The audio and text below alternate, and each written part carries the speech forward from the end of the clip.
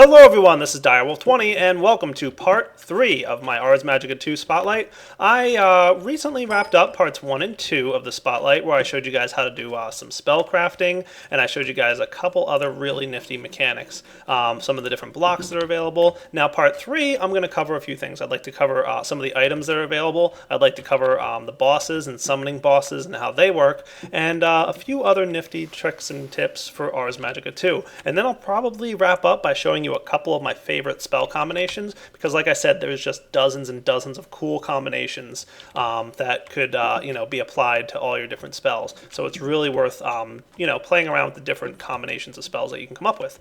So for now, what I'm going to do is go ahead and get started showing you guys some of the items and some of the bosses, and then we'll move on to the other stuff. Alright guys, let's take a look. Alright, so for the last 2 segments, I've been kind of teasing to you guys about how you can get more of these skill points up here, the blue, green, and red skill points. Well, let's take a look. I'm going to go ahead and dig around in my Arcane Compendium here and see what it says under bosses. Right now, it lists the Water Guardian as a boss. Let's go ahead and expand this a little bit. Ah, there we go. Much better. So as you can see, there's 1, 2, 3, 4, 5, 6, 7 different guardians available to you guys. These guardians are each representative of a different aspect of the world. So like water and winter, nature, fire, earth, arcane, air. All the different magical abilities of these guardians are dictated by their type. We can see that there's probably quite a few different ones. I'll tell you right off the bat, water is probably one of the most early game ones. You can see its recommended level is 10. And one of the things that it does is it needs to be summoned in a certain particular biome under certain conditions. Most of these guys need to be summoned under certain conditions in certain biomes. I believe the next one up is Earth Guardian. That's up at level 25, and these are your recommended magic levels, by the way. So when you have like a magical spell on your hotbar and you can see what your magic level is, let me just go ahead and get one here. So you can see I'm magic level 11 at the moment. So it's just a recommendation though, like you're more than welcome to fight them when you're ready. The Air Guardian is level 35, Arcane 45, so you can see that they go up from there. Nature, Winter, so you can see definitely a couple nasty, scary looking bosses. This is a very difficult boss, by the way, it says down there, so be careful with the Winter Guardian. Yeah, pretty crazy. The Fire Guardian recommended level 90. Yeah. So some of these guys get really, really tricky. I'm going to show you a couple of the early boss battles now and explain to you how you can fight them, and then how you get some skill points as rewards for fighting them. Let's go take a look. So let's take a look at the Water Guardian, which will get unlocked in your skill book right around level, I think it's 10 or 15. You'll see here that the Water Guardian can be summoned in the following methods. Okay, you have to create a redstone inlay circle in any biome that's predominantly water, which is why I'm standing out here in the middle of an ocean biome. Okay, so you can see nice ocean biome standing right out there. We need to create a red inlay circle, like so. Okay, once we've done that, what's next? Then, while raining, throw a boat and bucket of water into the circle as homage to the many ships lost at sea. Okay, so I need a boat, and I need a bucket of water. Cool. Now, the only other thing is it needs to be raining, so let's turn the rain on. There we go. Cool. So let's take a look at what happens. I'm going to go ahead and summon this guy, and I'm just going to warn you, I will probably die. Let's get ourselves some diamond armor just to make sure we're safe-ish. These bosses are pretty tough, by the way, and you really don't want to go into the battle unless you have some really good offensive and defensive magics. Trust me on this. These guys are tough. But I'm going to go in here. And trust me also that your swords aren't going to do much. As you can see here, oh boy, this guy is tricky. He pushes you around a lot. You're going to want to make sure to have walls when you're fighting the Water Guardian, by the way, because, he really is a bit of a pusher. Oh boy. And now I've got the effect Watery Grave on me. It actually pushes me down under the water. That's not good.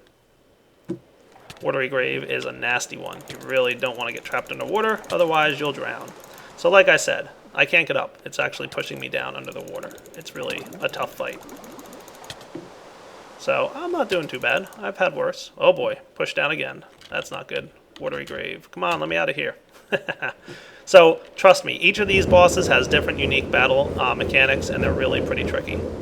So let's take care of this guy. There we go. Just killed him with creative mode, obviously, because, I was struggling a little bit there. And he drops a couple things. Most of the Guardians will drop an essence of their type. Remember I showed you earlier how you can craft essences? And then here's the important part, the Infinity Orb. Let's head back and take a look. So it's really pretty simple. The Infinity Orb will give you a skill point of its respective color. Now, obviously, I cheated a bunch of skill points for myself earlier, but I've got 37 blue points right now. You'd never really have that many in a real, legit environment. Right-click the skill point, and it tells you you've gained a blue one, and now I have 38. It's as simple as that, sort of, because these bosses are tricky. The Water and Earth one are both going to give you blue.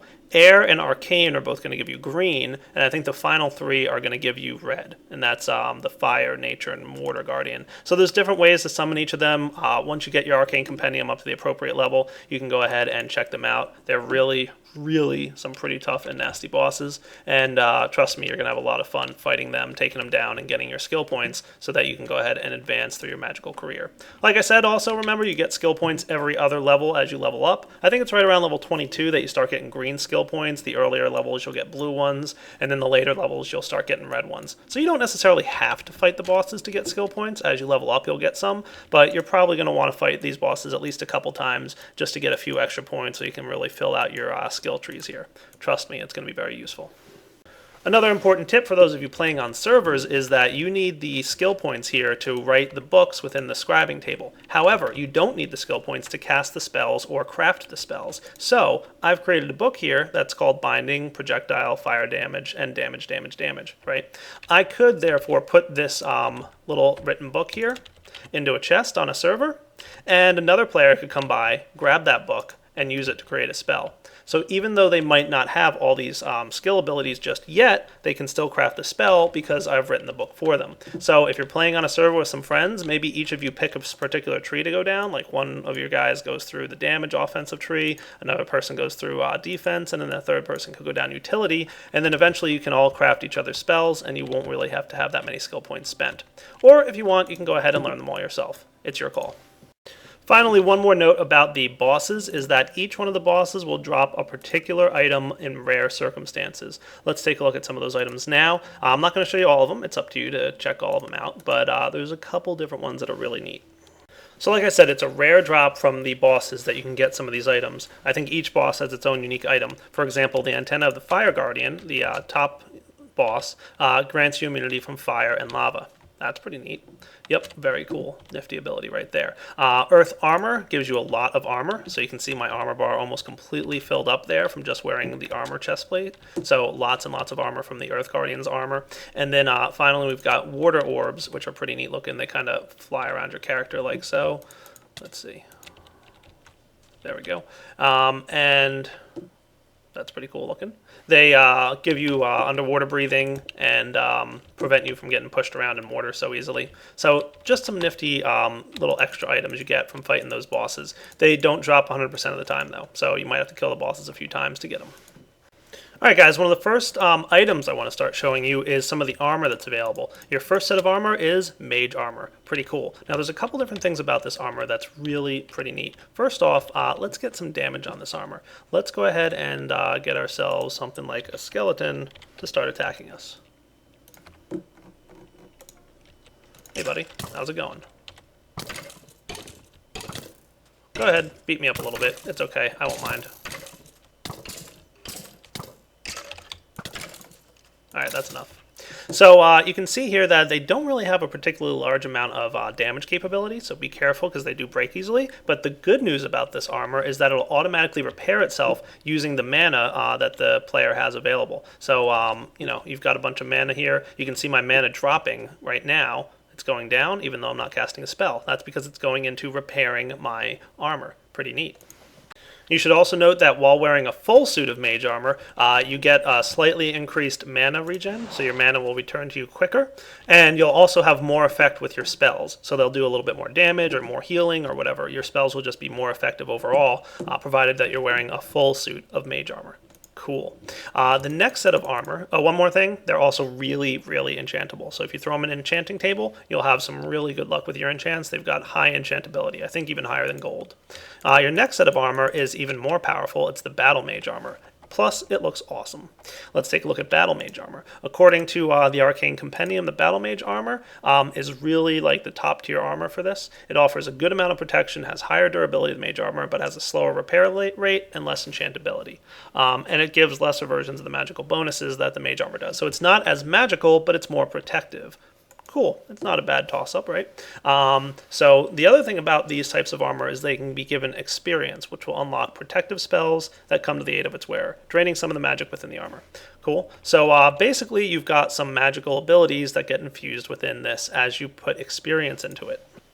So not currently implemented yet, but it's kind of in process, is this infused experience and armor experience level. So your armor, you'll be able to actually infuse experience into it and unlock certain different magical abilities within the armor itself.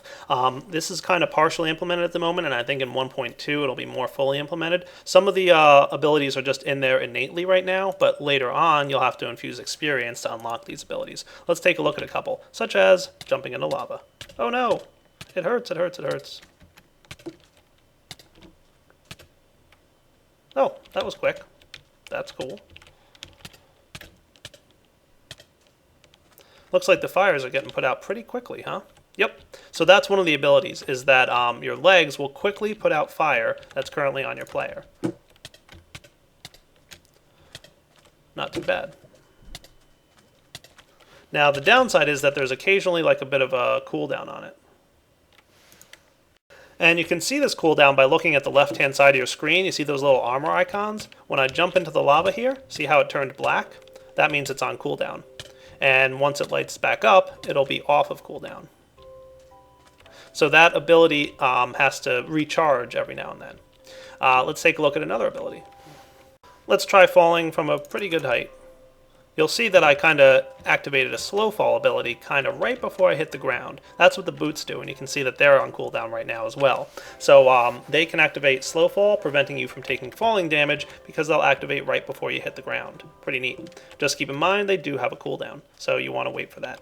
And then the headpiece will protect you from drowning. So when that thing activates, you'll be able to breathe underwater. It'll kind of refill your air bar. Let's wait for it to get low and see what happens. So here we go, getting low on air, and ta-da! Cooldown activated. And you can see that I'm not drowning. I've got water breathing activated on my player.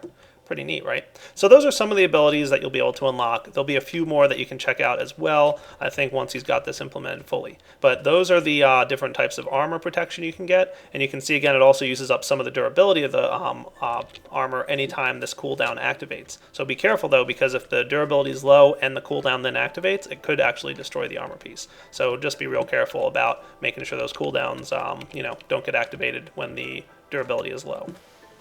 Another nifty item that, again, is not completely fully implemented are spell staffs. Okay, let's take a look. So I've got a nifty spell here called Frost. It just does frost damage. And if I had a skeleton here, well, I'm low on mana, but you get the point. So there's a problem. I get low on mana sometimes. Yeah, that's no fun. Let's go ahead and get ourselves a crafting table. So currently, right now, this is kind of like a temporary way of getting this to work. It's not fully implemented again either, but in the future, it's going to be a little different. For now, all you have to do is take your spell and craft it along with either a novice, journeyman, or master spell staff. Each of them have different costs associated with them. The novice one requires arcane ash and a standard focus. The master spell staff requires a greater focus and purified Vintium dust, which is a little bit harder to come by. Basically, all you do is combine these two in a crafting table, like so. And you'll get a master spell staff that gets made out of it. Cool. And you can see there that you get your spell back. That's good. Now, the spell staff, look what it says. No matter how hard you try, the spell won't take. Perhaps you lack the knowledge to create something this powerful. Probably.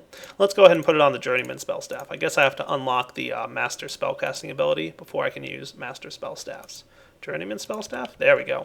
Alright, so this time I did not get my spell back. So you'll have to recreate the spell if you want to, use it again.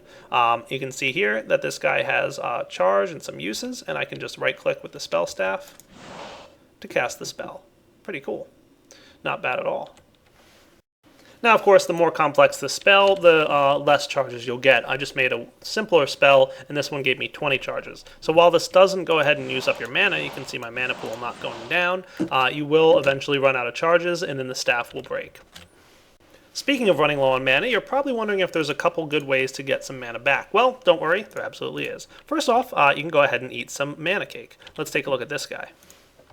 So I just cast the spell a little bit. I'm low on mana. We can make some mana cake made out of the flowers that are available in World Gen, some wheat and sugar, and we'll get 3 mana cakes each. Not only will they fill up your hunger, but they'll also give you a nice little 30-second mana regen buff, which gives you regen back of your mana that much quicker. So while it doesn't give you a great amount of mana back, it does give you a nice regen buff. If you do want to get a large amount of back, you're going to want to craft some potions. We can check out mana potions. There's probably a few of them. You can see here there's greater, epic, legendary, all kinds of different mana potions. Okay, you can see a bunch of them available here. Lesser mana potions are made with basically a potion, seeds, and sugar. And then you can get some nicer ones by adding gunpowder, or Ventium dust, or arcane ash, that kind of deal. Not bad, right? So you can check it out. These are the potions that are available. These ones up here I think are maybe legacy. There's no crafting recipe for them. The other good news is that you can combine 3 potions together with a piece of string, and you'll get a nice little bundle of them. Okay, so if you just use 1 mana potion, and we can check out our mana here. Let's drain it nice and low. Drink our lesser mana potion. Cool. You can see that we got a nice infusion of mana out of that. Okay, not a huge amount, but a good amount. But again, that's a pretty cheap potion. All right, if we drink this guy, you can see it used up one of the potions. We can drink it again. It used up the second potion, and then drink it a third time, and it used it up and also gave me back my string. Pretty cool. So a good way to make sure that you have enough mana to run around and cast your spells. And then the final and third method of getting some mana regen is these nexuses. Remember I showed you earlier how to generate magical essence energy? Well, if any nexus is above 10% internal storage, when you walk into it, you'll get a mana regen buff. The light nexus gives you mana regen 2. The neutral nexus gives you mana regen, or the light nexus gives you 1, the neutral nexus gives you 2, and the dark nexus gives you 3. But of course the neutral and dark nexuses are a lot harder to fill up, so you really have to spend a lot of time and energy filling these things up. I just used I think almost a full stack of cheated in essence sources. It only got me up to about 5%, so you need about, I'd say, 2 stacks or 128 buckets worth of essence to get this guy up to 10%. But hey, walking into it and getting mana regen 2 every time is a pretty nice deal.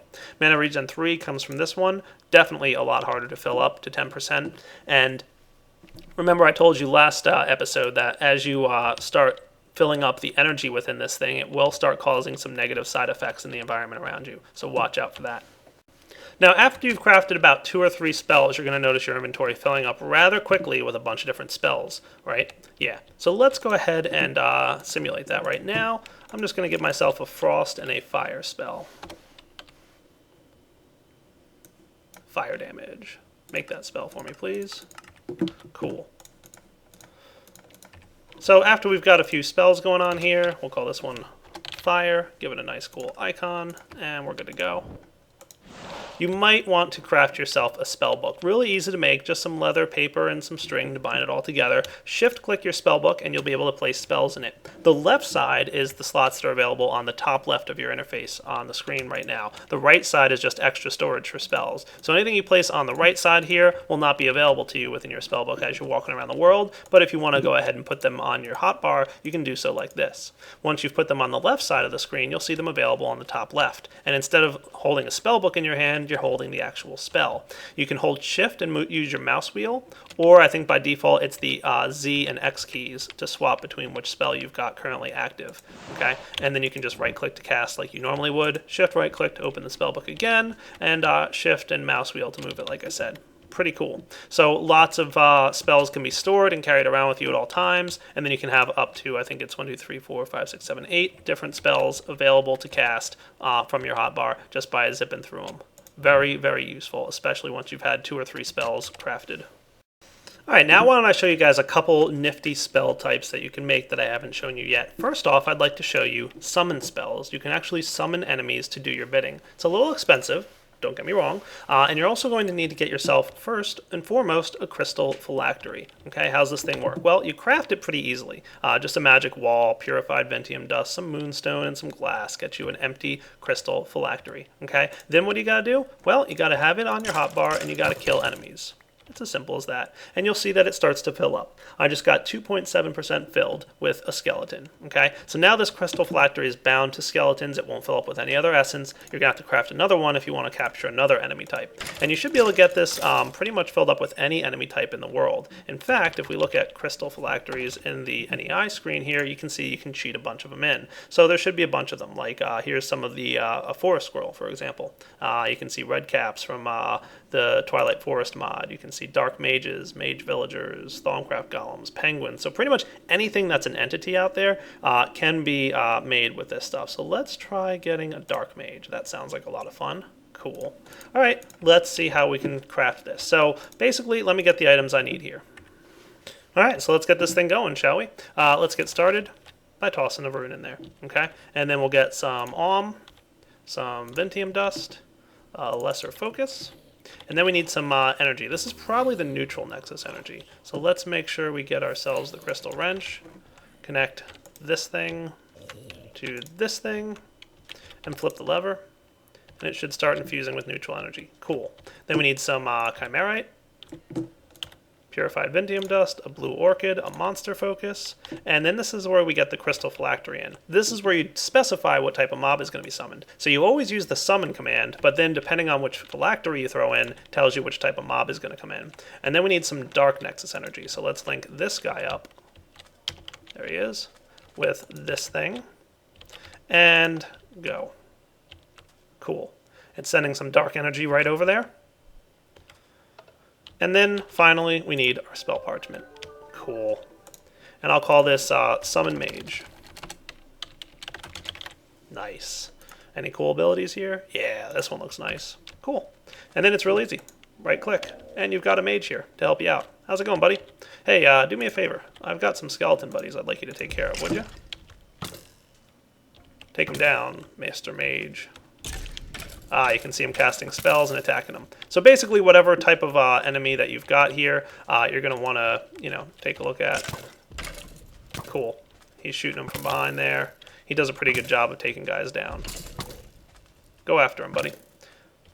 So you'll want to make sure that you get a good monster to summon because they'll get the abilities of whatever you choose to summon. Nice. And as a matter of fact, one of the talents available is an extra summon. So you can actually have 2 summons available if you unlock the talents. The talents tech tree is here. You can see there's a couple different nifty talents you can get, like extra mana regen that's built into the player, mage posse, which lets you have some light mages help you out. You can get spell motion, which increases the speed of spells, augmented casting, which is that once you've unlocked that is when you can cast spells in augmented mode. So remember I told you there's the full mode version of things. So let's go ahead and get ourselves a self life tap. That sounds like a good spell to make.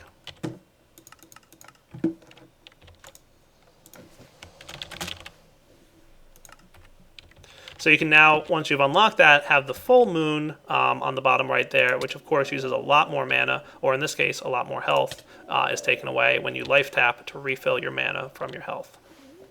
And then you can see that very last one, so it is a while till you get to that extra talent. It's unlocked the same way using the talent skill points. You get extra summon. Pretty cool. So that's how you summon monsters to help fight. Next up, I'd like to introduce the binding mechanic to you. Once you apply binding, you have to give it a target, so you're going to want to put self so that when you cast the spell, it binds the tool to yourself. And you can also add modifiers to the binding so that they give you certain buffs or abilities when you do it. So like the summon, you're going to need to modify this with a particular item. In this case, it's the binding catalyst. There's a bunch of them, so if you want to get a bound shovel or a bound sword, axe, pickaxe, hoe, all the different options are available. Let's go ahead and make a pickaxe. So for this, you're going to need a diamond pickaxe, some slime balls, and some arcane ash to get that item, and then it's thrown in the crafting component when it asks for the binding. So let's go ahead and make this now real quick.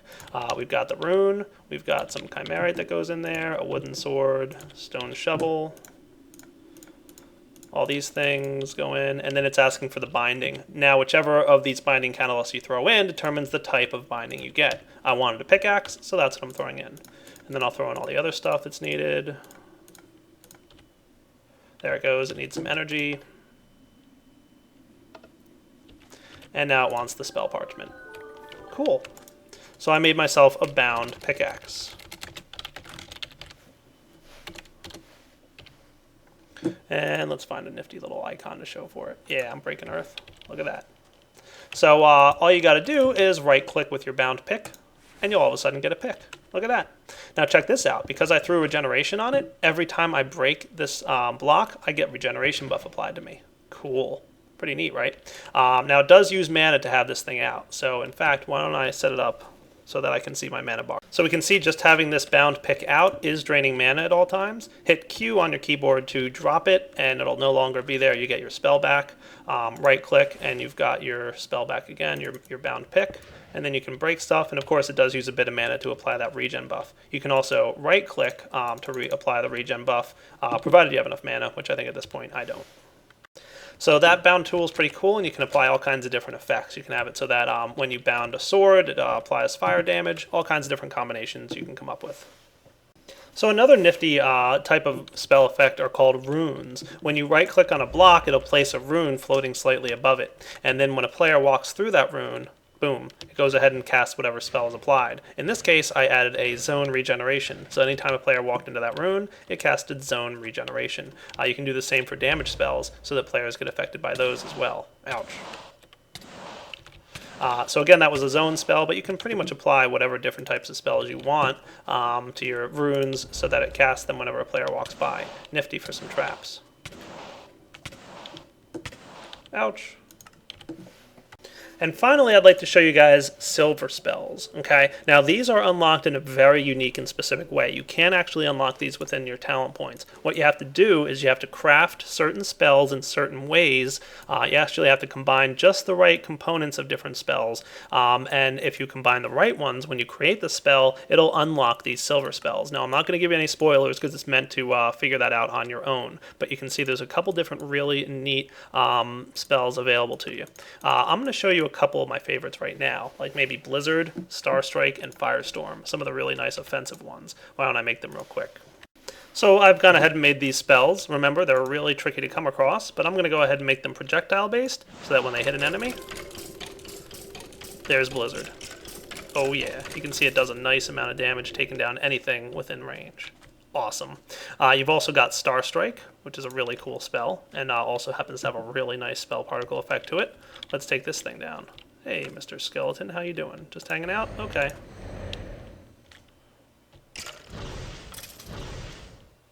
Ouch.